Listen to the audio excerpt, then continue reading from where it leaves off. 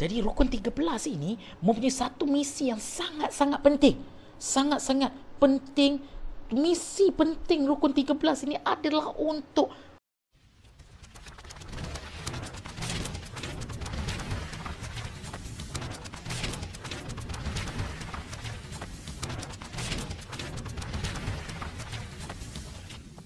Hai, Assalamualaikum. Mana bersama dengan saya lagi, Sir Hisrozi.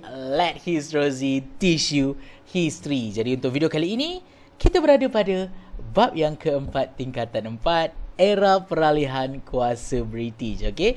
Dan fokus untuk video kali ini adalah sambungan kepada video yang sebelum ini, iaitu kita masih lagi nak tengok reaksi penduduk Sarawak terhadap penyerahan negeri Sarawak kepada kerajaan British oleh Vinebrook. Dalam video yang lepas, kita dah tengok bagaimanakah ada golongan yang menentang dan ada golongan yang menyokong.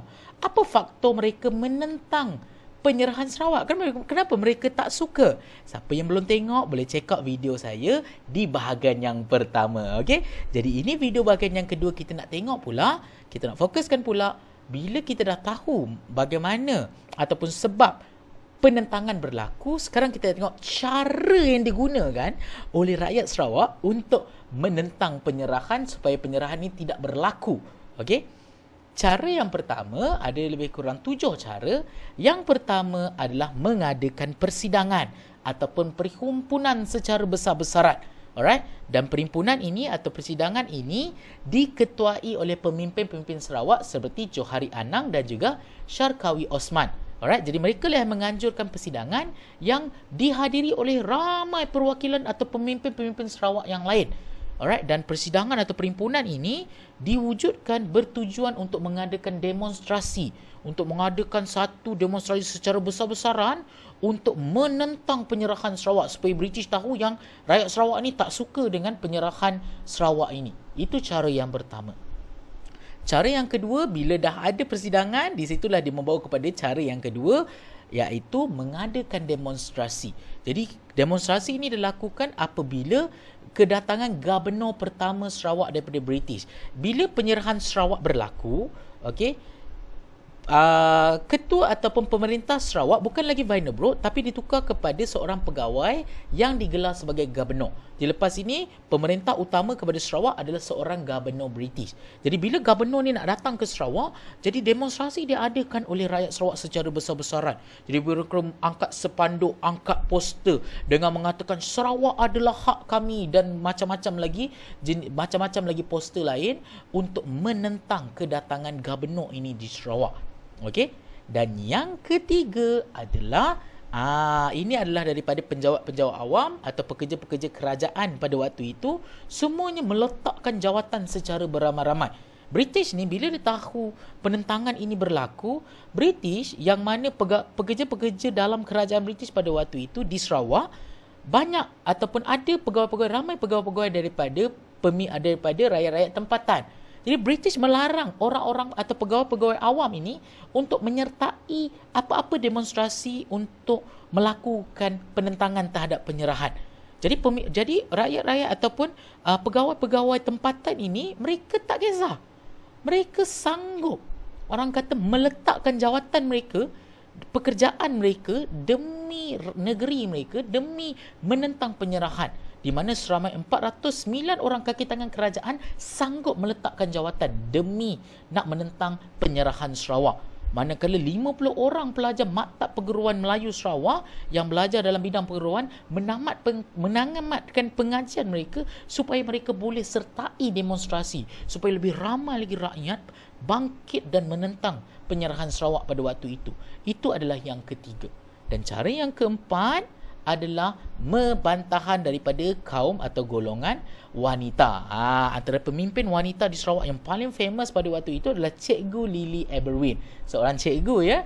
Jadi mereka telah, ataupun cikgu ni telah memimpin Cikgu Lily ni telah mengadakan kempen kesedaran di rumah-rumah panjang dan beliau menjadi ketua kepada kaum-kaum ibu untuk meningkatkan kesedaran dalam kalangan kaum-kaum wanita ini untuk menentang penjajahan ataupun penyerahan Sarawak. Kalau korang boleh tengok dekat situ, dan ini adalah muka ataupun wajah Cikgu Lily Aberwin yang mengetuai kaum wanita untuk menentang penyerahan Sarawak. Okey, itu cara yang keempat.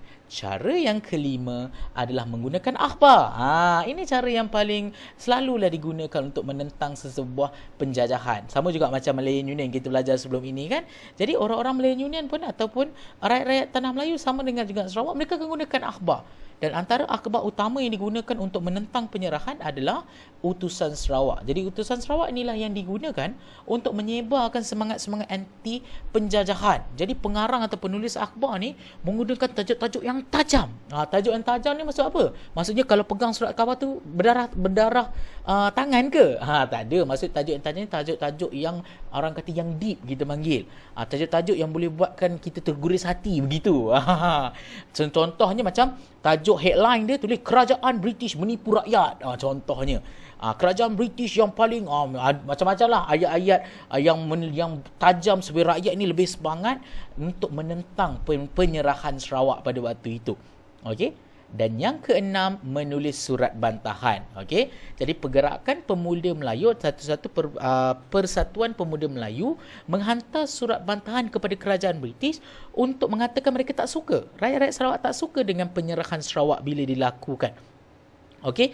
Dan surat bantahan ini disokong sendiri oleh Anthony Brooke, yang mana Anthony Brooke pada waktu ini menyokong rakyat. Sebab apa? Sebab kita masih ingat lagi dalam video yang sebelum ni kita belajar bahawa sepatutnya yang menggantikan Vinor Brooke adalah Anthony Brooke. Tapi Anthony Brooke ni tak dapat kuasa daripada ayah saudaranya sebab Vinor Brooke ni berikan Sarawak kepada British. Jadi dia pun nak menyokong rakyat supaya dia dapat kembali kuasa dia menjadi Raja Putih ataupun pemerintah Sarawak pada waktu itu.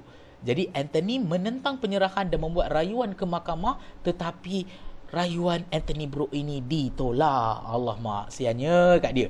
Alright, nak jadi pemerintah, nak jadi Raja Putih, tapi bapa saudara dia tak nak bagi pula. Okey. Jadi itu yang keempat, 5, 6, yang keenam. Yang ketujuh, ini yang penting. Alright.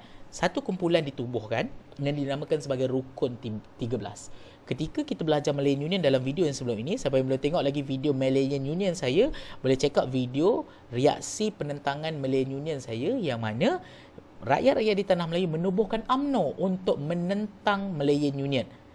Dekat Sarawak, mereka menubuhkan Rukun 13. Jadi Rukun 13 ini adalah satu persatuan, satu gerakan yang ditubuhkan secara sulit oleh pergerakan pemuda Melayu di Sarawak. Alright, dan tujuan utama Rukun 13 ini adalah untuk menghapuskan pegawai tinggi British. Jadi Rukun 13 ini mempunyai satu misi yang sangat-sangat penting. Sangat-sangat penting. Misi penting Rukun 13 ini adalah untuk membunuh Gubernur Sarawak. Okey, Rukun 13 ingin menghapuskan pegawai tinggi British di Sarawak, dan di situlah kamu akan tengok adanya peristiwa sungkit berdarah. Yang mana pemimpin kepada Rukun 13 ini yang bernama Rosli Derby telah orang kata buat satu strategi dengan orang kata ahli-ahli Rukun 13 yang lain untuk menikam orang kata Gubernur yang kedua. Gubernur kedua Sarawak. Maksudnya dah selepas beberapa tahun Gubernur kedua pula dilantik, iaitu Duncan Stewart. Ketika pelantikan Duncan Stewart inilah Rukun 13 telah merancang untuk membunuh Duncan Stewart ketika upacara pelantikan tersebut. Dan Rosli Derby ni berjaya. Bila tengah nak pelantikan tu kan, dia pergi entah daripada mana kan, keluar-keluar dia pergi tikam Duncan Stewart ni, dan bila dah ditikam, Duncan Stewart akhirnya meninggal seminggu kemudian. Dan apa yang berlaku kepada Rosli Derby?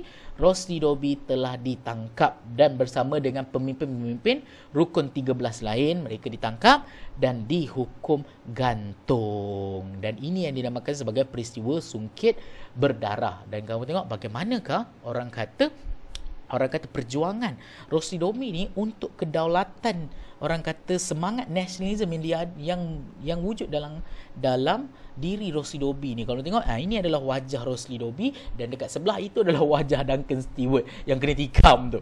Okey. Jadi ini adalah peristiwa sungkit berdarah. Bagaimanakah rakyat Sarawak ini sangat-sangat menyayangi, orang kata, wilayah mereka daripada diberikan kepada British. Okey. Nampak tak? Okey. Sekarang kita pergi kepada bahagian yang seterusnya. Kita dah tengok orang golongan yang menentang. Bantahan inilah Cikgu Lily Eberwin lah, Rosli Domi lah, tikam inilah, tikam itulah. Sekarang kita nak tengok pula, ada juga golongan yang menyokong. Ada juga orang yang nakkan, orang kata, nakkan penyerahan itu dilakukan, nak berada di bawah penjajahan British. Kenapa? Ini sebab dia. Ini sebab dia. Yang pertama, golongan yang menyokong ini melihat bahawa kalau Sarawak ini diberikan kepada British, ianya akan memberi peluang kepada negeri Sarawak itu dimajukan. Sebab apa? Sebab Sarawak kan mengalami banyak kemusnahan selepas Perang Dunia Kedua sebab ditinggalkan oleh Jepun.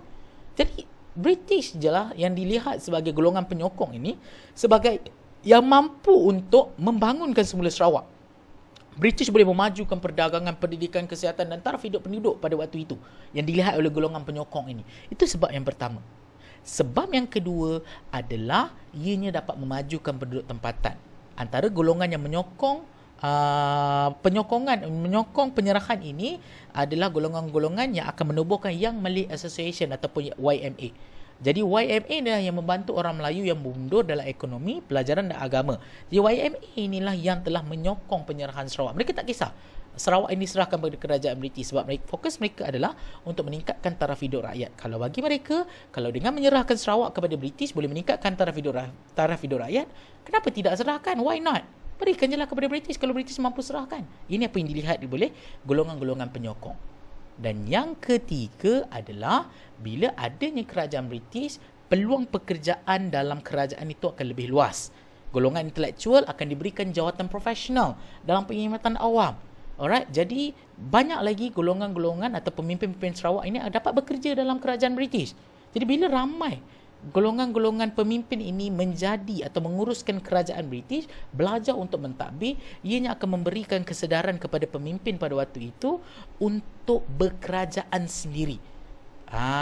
Untuk berkerajaan sendiri, untuk mewujudkan kerajaan sendiri dan untuk lebih maju atau lebih mudah untuk mencapai kemerdekaan. Nampak tak dekat situ? Jadi ini adalah 3 faktor kenapa ada masyarakat atau golongan yang menyokong penyerahan Sarawak. Yang pertama untuk memajukan negeri, yang kedua untuk memajukan penduduk tempatan dan yang ketiga supaya dapat peluang pekerjaan. Jadi kita tak boleh salahkan golongan yang menyokong, kita tak boleh salahkan golongan yang menentang sebab kedua-duanya ada orang kata sebab mereka yang tersendiri, ada pro and cons dia. Yang menentang sebab mereka ingin kedaulatan negara mereka, yang menyokong sebab mereka lebih mementingkan kemajuan negara mereka. Nampak tak dekat situ? Alright? Jadi itu adalah berkaitan dengan orang kata reaksi penduduk berkaitan dengan penyerahan Sarawak. Kamu tengok ada golongan yang menentang, ada golongan yang menyokong. Alright, dalam video yang akan datang kita akan tengok pula bagaimanakah British mula meluaskan kuasa di Sabah. Bagaimana pula Sabah diserahkan kepada British? Siapa pula yang menyerahkan Sabah kepada British? Dan kenapa yang menjajah Sabah pada waktu itu menyerahkan Sabah kepada British? Apa sebabnya? Kalau korang nak tahu, korang boleh komen di ruangan komen. Kalau korang inginkan penyerahan Sabah, korang komen penyerahan Sabah di ruangan komen. Saya akan teruskan dalam video yang akan datang, terangkan tentang bagaimana penyerahan Sabah dilakukan. Jadi itu saja daripada saya. Alright, jangan lupa untuk subscribe dan juga share lagi link video saya kepada kawan-kawan kamu yang lain supaya saya boleh bantu lebih ramai lagi pelajar-pelajar di Malaysia. Dan juga jangan lupa follow social media saya yang lain seperti Instagram dan TikTok menggunakan username yang sama iaitu Histrozi. Let Histrozi teach you history. Okay, itu saja. Bye.